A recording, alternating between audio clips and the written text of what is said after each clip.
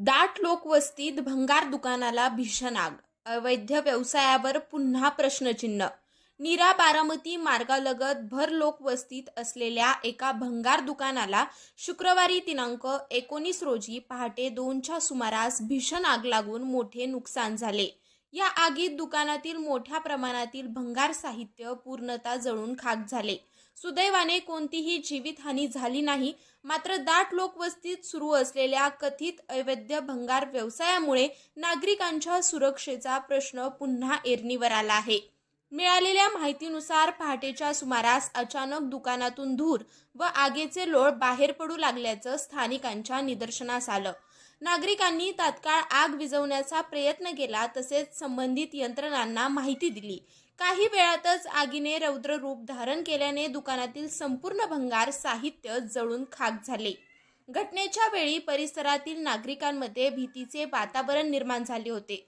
दुकानाच्या आजूबाजूला घरे, व्यावसायिक आस्थापने आणि रहिवासी वस्ती असल्याने आग इतर ठिकाणी पसरली असती तर मोठी दुर्घटना घडल्याची शक्यता होती. स्थानिकांच्या सतर्कतेमुळे आणि वेळेत केलेल्या प्रयत्नामुळे मोठा अनर्थ टळल्याचं सांगितलं जात आहे. दरम्यान या घटनेनंतर संबंधित भंगार व्यवसायाच्या वैधतेबाबत प्रश्न उपस्थित होत आहेत. नागरिकांच्या म्हणण्यानुसार दाट लोकवस्तीत अशा प्रकारचे भंगार साहित्य साठवणे धोकादायक असून आग लागवण्याच्या घटना वारंवार घडण्याची शक्यता असते. अशा व्यवसायांसाठी आवश्यक परवानग्या, अग्निसुरक्षा उपाययोजना आणि प्रशासनाची तपासणी याबाबतही नागरिकांनी प्रश्न उपस्थित केले आहेत. स्थानिक नागरिकांनी प्रशासनाकडे तातडीने सर्व भंगार दुकाने आणि गोदामांची तपासणी करण्याची मागणी केली आहे.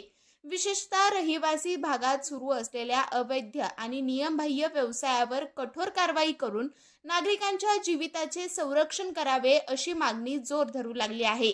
या आगीचे नेमके कारण अद्याप स्पष्ट झाले नसून संबंधित यंत्रणांकडून तपास सुरू आहे. मात्र या घटनेने दाट लोकवस्तीत सुरू असलेल्या धोकादायक व्यवसायाबाबत प्रशासनाच्या भूमिकेवर पुन्हा एकदा प्रश्नचिन्ह निर्माण केलं आहे. अशाच नवनवीन बातम्या पाहण्यासाठी बारामती वार्तापत्र चॅनलला लाईक करा, शेअर करा, सबस्क्राईब करा आणि बेल आयकॉन प्रेस करा.